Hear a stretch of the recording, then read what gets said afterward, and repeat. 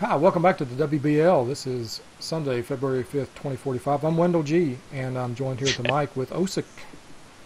Hello. What's up, Osick? What's up?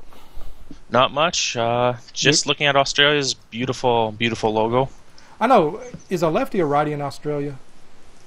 No. Well, My but sister lives in Australia, so uh so you I know can that. pose these questions to her, Have you been and there? it's negative. Yes. So do they have left-handed pitchers in Australia? Do they play baseball in Australia? Yeah. There was a guy who played for the Jays in the late '90s called Luke Propacek, who Hmm. was Australian, and a couple. They have their own baseball league, and a couple of the Blue Jays prospects went down there. Nice, nice. Yeah. So it's a.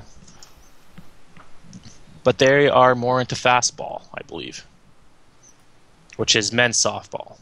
What? Yeah. If you What? ever want to see a third baseman Like about fast 10, pitch softball? yes. Like But overhand, no underhand. underhand? So they're Oh. how far are they? They're 40 feet away, and I Holy think crap! because one of my best friends plays that, and there's a guy from Australia or New Zealand who's 6'10", and he pitches. So he That ain't no basically fair. throws it into he basically tosses it in the catcher's mitt from See, jumping. see, that's my buddy who plays darts. I never played darts with Justin, because that son of a bitch, he's like 6'4", and all he does is he just leans forward, and it's like 2 feet to the dartboard. I'm That's like, sure OU's very good at beer pong. Same premise. yeah, tall people, man. Um, so Australia. Australia dealt a couple of really good pitchers this offseason. And Infante was one, and who was the other one? Big Stick. Big They both Stick. went Right. to they both went to Istanbul. Istanbul, not Constantinople. Right. And yet, you go back and look. I'm looking at their rotation right now, and you've got Dr. Sad, John Kim, Paco Duran, and Bob Nichols. Duran, fantastic pitcher, and young guy on a really great contract, and he's probably going to be forever an Australian. Dr. Sad was kind of a journeyman, but he's done a great job down with the All Whites. Fantastic Yeah, job. he had a couple good years in Helga, and then Mhm. he, I'm sure somebody worried about it was a contract year. I mean, that 5-win season's nice, but then he's gone back to the sort of three. Actually, he had a couple really good years. He's a very good player, Mhm. I guess is the best way to put it. Yeah. Well, shoot, he was the last year he was with Helga. He was making just over $2 million. So Helga had him for a bargain. And then Yep. he turned around and signed a 3-year contract for $54 million. Yeah, I'm a big fan of Dr. Sad. How do you say that, Osick? How do you say his first name? I'd imagine the DRS is I'd say Jursivada. Josivada? Okay. And this guy's an Uh, American. American. How does an American end up with that kind of name? Probably immigrant parents, Uh-huh. or maybe his grandfather. Yeah. It's a family name. You're making too much sense. So I'm not sure. When I went through and looked at Australia originally, I thought, immediately said starting pitching is going to be a problem, but it's really not a problem. They need to fill out the bullpen, and they need to get one more arm out of free agency. Who do you think would be a good arm for Australia? They could bring up Mole, but he's only 21, so maybe they want to give him a little bit more seasoning. His stuff, I think if they let him develop for another year, his stuff probably will get up closer to that. Let's give me a sec. That 70 that the scouting's thinking he could. Leach is very good at finding value out of old guys or like 1-year contracts with an option. Mm-hmm. So I could definitely see him try to just try to draw blood from a stone again with like he did with Music Man. So let's just see. I should give me 1 sec. Let me just see. But if he's still got value in his money and maybe he goes for Nabutu Hayda, although he's out. Yeah, so he's only out. Mm-hmm. He'll be ready for the season. Since he was injured, he only wants 3.4 million. Mm-hmm. Another guy Give me a second. Let me pull him up. Haida. He was a fantastic H. pitcher for me. Yeah, I got him. Yeah, he should be very familiar. I love this guy. He did great. He went to who was it signed him last? Kabul. Kabul. He started Last 3 starts. 3 starts, and he blew out his arm. Oh man, what a terrible. So feeling. I mean, it might be sort of risky, but I mean, Australia was what, third or fourth last in the South. So I mean, sometimes you just try to go for those risks. Right. Another guy, sorry to cut you off. No, go ahead. Is Din Cardell. He's another guy he traded away. But he's 28 years old. He's fragile, which is probably why he only wants 1.2 million. But that is a guy who, if you're somebody who needs starting pitching that's a nice guy who maybe you give a pillow contract for a year or 2. Outstanding. Yeah. Ground ball pitcher, high velocity, 96 to 98 miles. That's a great find.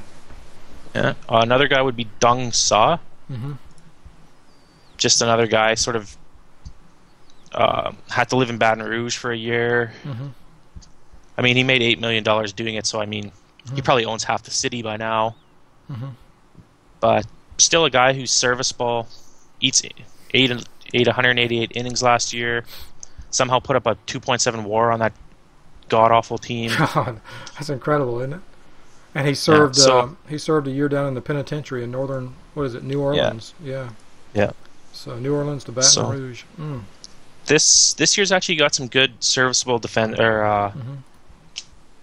cheaper guys that you can maybe pull out and get some value out of their contracts. Yeah, good. Also, I mean, not just for Australia, but for the expansion clubs out there. There's some pretty solid guys out here.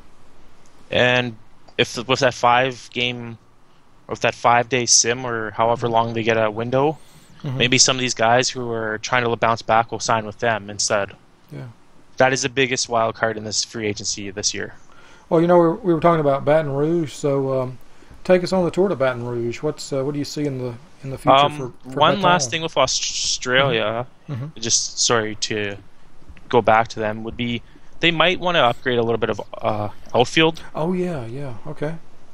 Although I mean George Miller was an all-star, so I mean it's hard to give him away or call him bad, but it's just center field so deep that it's hard not to. Even if you're a 2-win player, you're still lower than the average. So, I mean that's not your biggest need. Right. What about Petchidog Umpulev? He's not bad. He's a pretty good right fielder. Nope. Yeah, he was solid. Give me 1 sec. Let me look at the spreadsheet so I can really look like a.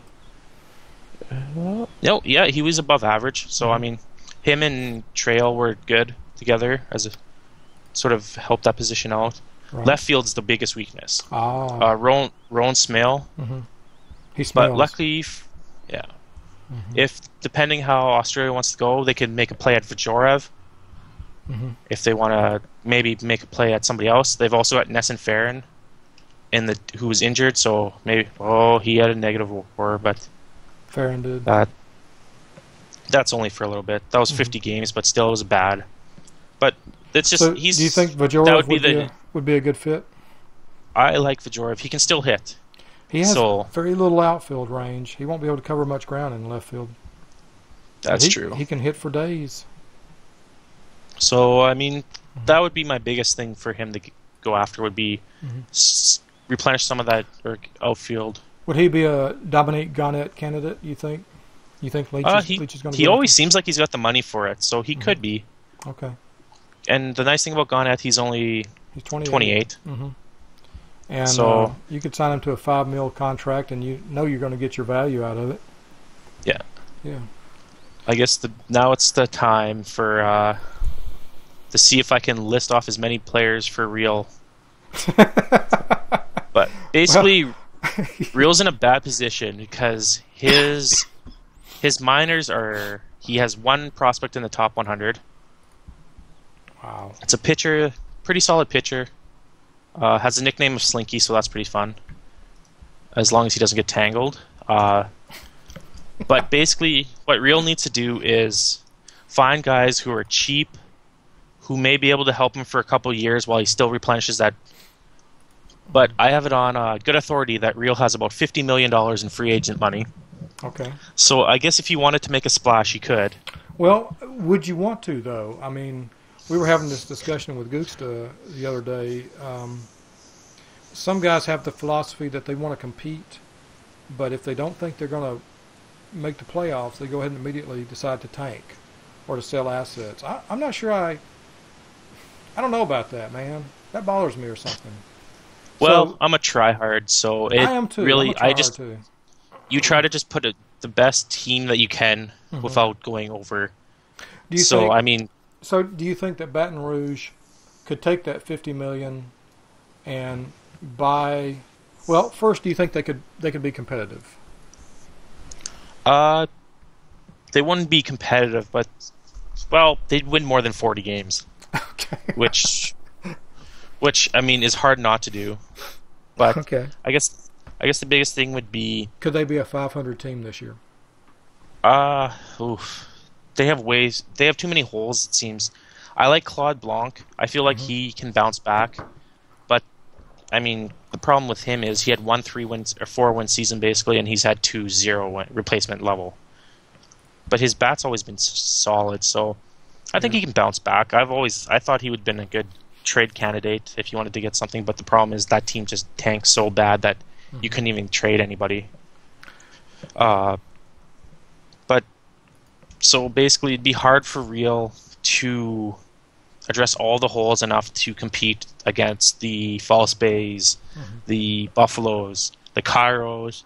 I mean, it's hard to compete with those top 3 teams, but he might be able to get in bounce. But with the minor league system that he has, would you really want to? Unless you're just going to keep being so top heavy that you get fans in the door.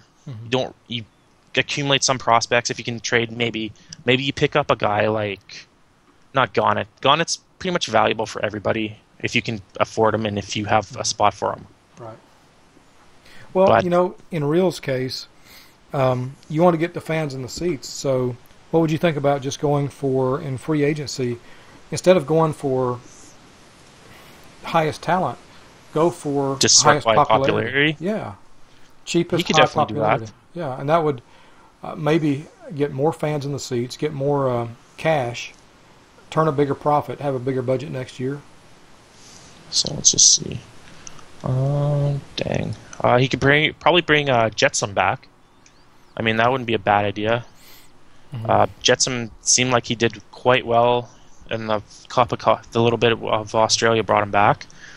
Let's see, who's very popular? Pottinger's another cheap guy. Pottinger.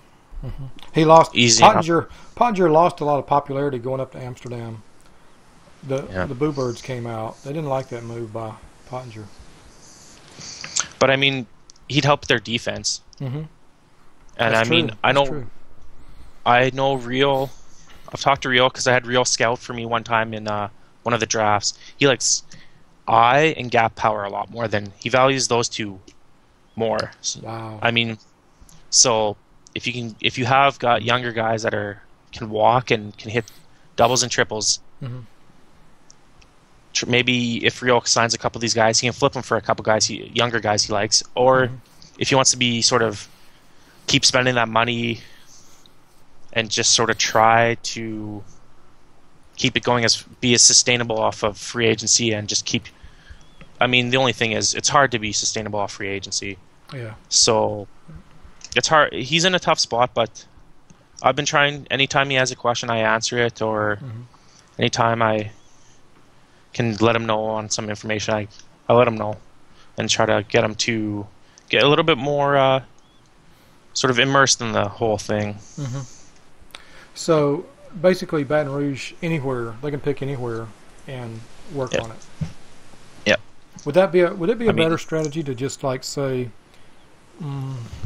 if I inherited a situation like Baton Rouge, would I be better off just to work on building up my minors and my prospects? Just kind of field any kind of team I could. That's how I would sort of do it. The thing would be, I guess the expansion guys will be able to tell us how they're going to do it, but I would basically try to sign a couple guys who I know will be cheap and productive enough where people are going to want to rent them.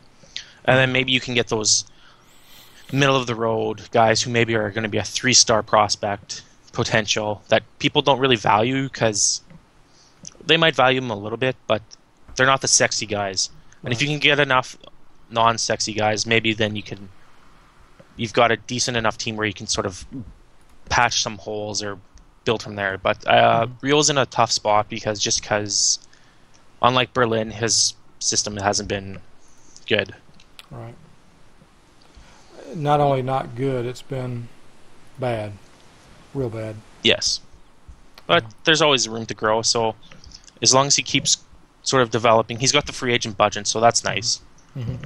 Could be worse. Could be Dublin poor and having this dilemma. So right. So speaking of dilemma, down in Buenos Aires, good airs. So I was looking at the roster down in Buenos, and catcher was the position that really jumped out at me. But you basically addressed that immediately. So, tell me about that. So what is it about Corrigan that jumped out at you? I figured I could get him for, I guess, my biggest thing with my infield was I had 3 guys who could play all 3 positions. I actually had 4 guys with Zhu, but Zhu's bat was never great. But I've got Bert, Kapfer can pretty much is only a second baseman, but Bert's sort of flexible in anywhere he can play. Mm-hmm. Lucio was nice, but Lucio started off really, really strong. He had probably had a month or 2 where he was 400 OBP, and then he sort of started to tail off, so it was nice to have him, but that catching position was not fun to try to address. I was going to maybe attempt for Pottinger, and then when I was going through Istanbul's team for this, I noticed that Corrigan he had him as a third base prospect, and that confused me, because he was a 70 rated catcher. His catcher ability is 75, and he's got a 50 arm, so he's not going to throw a ton of guys out, right, which seems to be a thing with the league. But his at bat, I mean, his bat seems good in AAA. It was a prospect to gamble on, and I felt Lucio was enough. I mean, he was like Istanbul's top prospect, and I got him for a third baseman, which, don't get me wrong, third baseman, as we have talked about, is a shallow position, so it probably compounds, but right, I can try to figure out something. Yeah, cool. So, what about first base? How are you set at first base? Not set. It's probably the easiest way to say it. Right now I've got Ben Hamill, right, which didn't do very well for me. Yeah, he had a pretty bad audition for you there, didn't he? Yeah, 10 games is not enough to judge a guy on, but he can catch the ball. He won't make any errors. And my Caffeir's got enough range where it probably covers him up. I don't think I traded him I didn't really trade him for much. Eraz, which is a guy I can trust because he gave up too many fly balls for my liking. Yeah. And he ended up, basically I got him for nothing because Eraz got claimed. True. Which is a touchy subject, but yeah. But basically, Ben Hamill can double up as a DH. He's going to be my sort of flexible. Maybe if I don't like him, then I can probably remove him for not much cash. So basically, DH. You're going to keep Hamill for a DH position? Him or in my AAA team, I have a guy named Okura Ito, who hit a staggering 37 home runs in AAA last year. Now my AAA park's pretty much a kiddie park or joke stadium, so we'll see how he does up top. But if I can't find anybody in free agency, he's likely my first choice. Oh, wow. I see this guy now. Yeah, he's got big power. Yeah, he doesn't have big anything else, though. So. Okay. Well, are you in the Dominique Garnett sweepstakes? I possibly could be, but I know how much he's going to go for, and that would take up a considerable amount of my budget. Like, I only have 24 mil, which is a trade secret, but I'm not going to be probably attempting for anybody who's going to get bid up that high. Right. There's a couple guys. Jetsam's a guy who could come in as a DH who I don't know how much he wants. I'd have to double check. Let's just check that out. So let's see. Extremely popular. He only wants $4 million. I mean, that's less than I was wanting to give him. So that's solid. Stout wants 12. I don't really feel the need. Fedorov, no. But Pottinger is another guy who might be a guy who I bring in as a sort of high guy who I just bring in as my DH, hope that he can hit some home runs. But that's sort of going against my code of getting on base a lot. True. Getting on base, man, that's your thing. Yeah. That OPP. Yeah. Yeah, you know me. That OBP. Yeah, I'm a fan of OBP too, but of course at the end of the day you got to drive those guys who are on base, somehow they got to get home, right? Right. And you were talking about Stute. I've looked at Stute is all over the Moscow record books. This guy, he's 32 years old. He's been around. He's been around forever. Yeah. He was back in 33. He was the number 2 prospect in the WBL, Rookie of the Month in 33. Who was the first, or did you look up that? Jim Unknown. I don't know. Yeah, probably. But yeah, Stute's been around friggin' forever, and he's just all over the Moscow record books. And yeah, he was with Moscow for a long time. Then he 2038 free agent. 6 years with False Bay, and now a free agent again. Only the second time in his life he's been a free agent, and he's been in the league that long. That's a long sojourn. Yeah. Other than that, I mean, starting pitching might be Leslie Jordan came back from injury and won all 4 of his games. Soto is way better than his record indicates. Love Soto, man. If you ever get a crazy hair to get rid of Soto, call me first. He doesn't have the high K. He doesn't have the strikeout pitch, but man, this guy's got movement for days. Yeah. Who else? Let's see. Rambaud. Serviceable guy. Doesn't seem. I've slowly learned that whip is just the lower the better. That Timola is a ground ball guy. Probably going to throw him back. If I can get some pitching would be probably my first choice.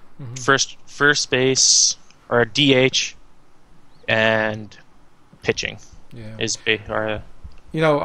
Things. About 5 years ago, I didn't know what whip was, and my old buddy Fielding Blue, who's used to be on Utopia. I don't know if he's on Utopia, but he turned out he was a big baseball fan, and he taught me all about whip. And now for me, whip is king. It's not that I don't care about ERA, but ERA is very. It doesn't tell you how good the pitcher is. It doesn't. It's the same as RBIs. If you really want to think about it, RBIs means that he was put in a good position and he performed, right. which isn't something bad to say. If a guy's got a lot, it doesn't tell you how good he would be. Right. I mean, if a guy with fluctuates. A guy with a low ERA is almost certainly a good pitcher. But a guy with a high ERA is not necessarily a bad pitcher. A lot of it depends on the team and just the situations they've been in. But whip, man, walks and hits per inning pitch. That's, to me, that is my litmus test. So, all right, well, good. So starting pitching, and trying to get rid of some dead weight. I might have to. Dominguez and Gonzalez were my first extensions, and man.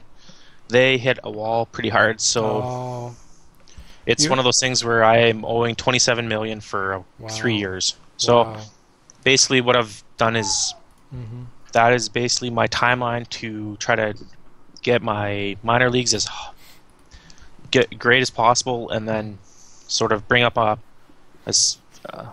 during then. Nice. But I might just keep Dominguez as a right-handed hitting. Right.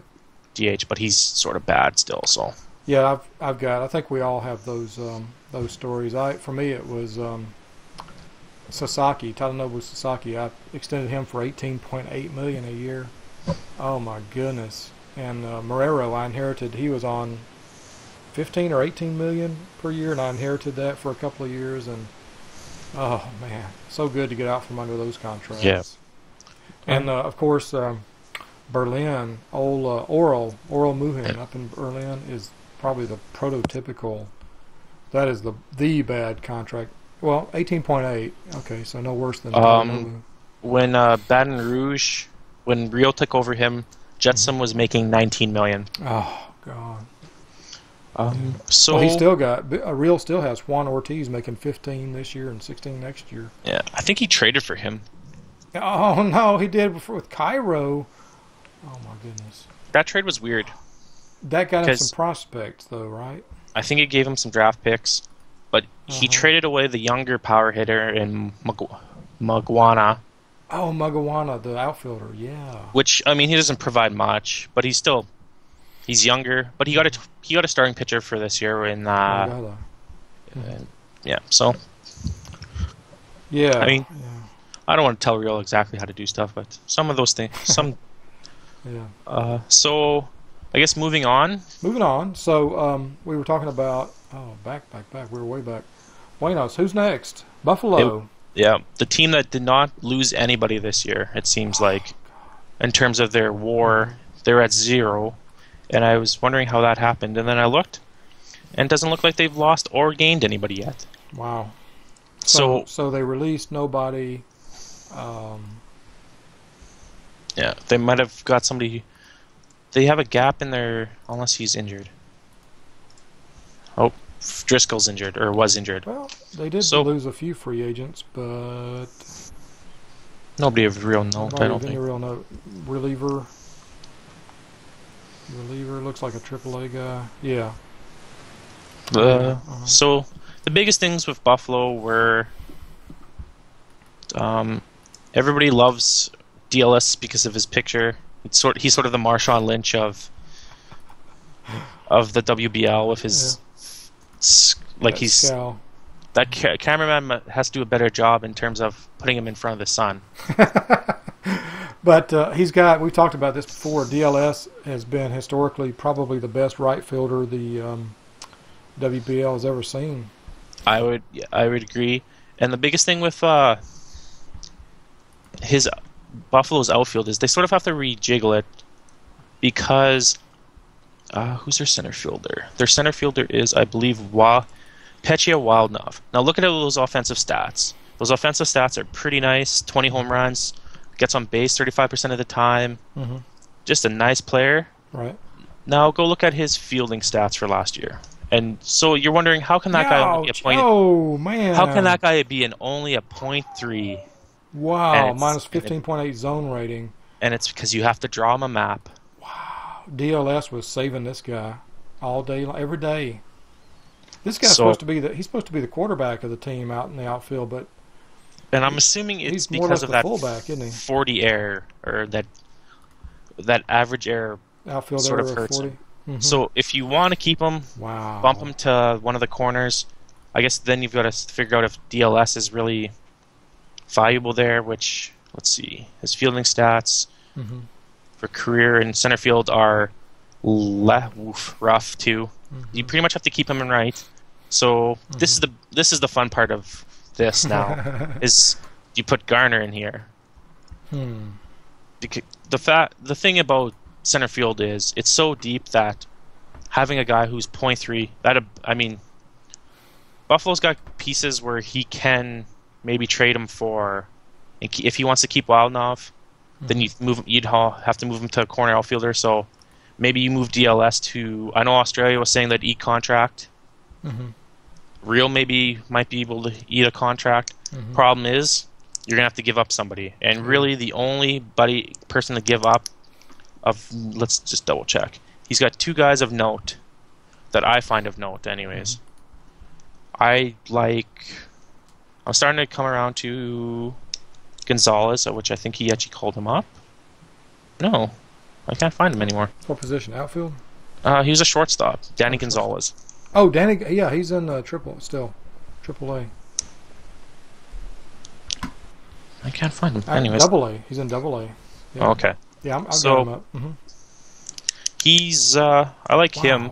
he can be. He's starting to come back to his potential, and that Oh, defense will help you. Nike. So if you, Oh man, Gonzalez got hammered in the latest January 1st development report. well, if you look at his stats for like the last 3 years, you can understand why. Oh, I mean, he wow. was, let's see, 200.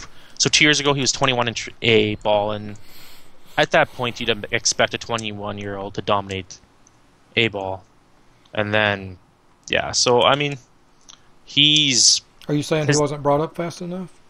I don't know. It's tough to say. I don't, Mhm.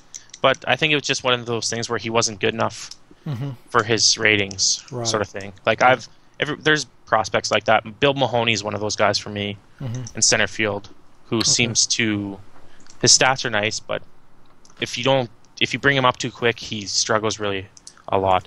So that's the biggest thing with Buffalo, is try to figure out a way to get Wilden or Widnev out of center field. If that means trading De Los Santos and somebody to pick up a center fielder, or to pick up, just as a comparison, with all that offense, Wilnev, or Widnev, however you pronounce that Russian name, was a .3 WAR, which is basically replacement level. P. Whitty. Yeah, P. Whitty. My albatross of a contract of Jose Gonzalez, who is pretty much he can hit home runs and he can defend, was a .8, which is half a win. You're not going to be able to tell me what that difference is between a player. Most people won't, but when you're watching them on defense, you will figure it out. And on offense, you probably will too, because Gonzalez. But that's one of those things where maybe, I don't know, if I could eat the DLS's contract in somebody, maybe I give him that, and then I take, if he can take Gonzalez, I'd still be eating $4 million. That's something. But, okay, you know what I'm going to do? We're going to take a quick break here, and we'll come back with. I babbled. I apologize. That's all right, no problem. It's good content. We're going to take a break, and we're going to come right back with the other half of the South. Wendell and Osi, back in a minute.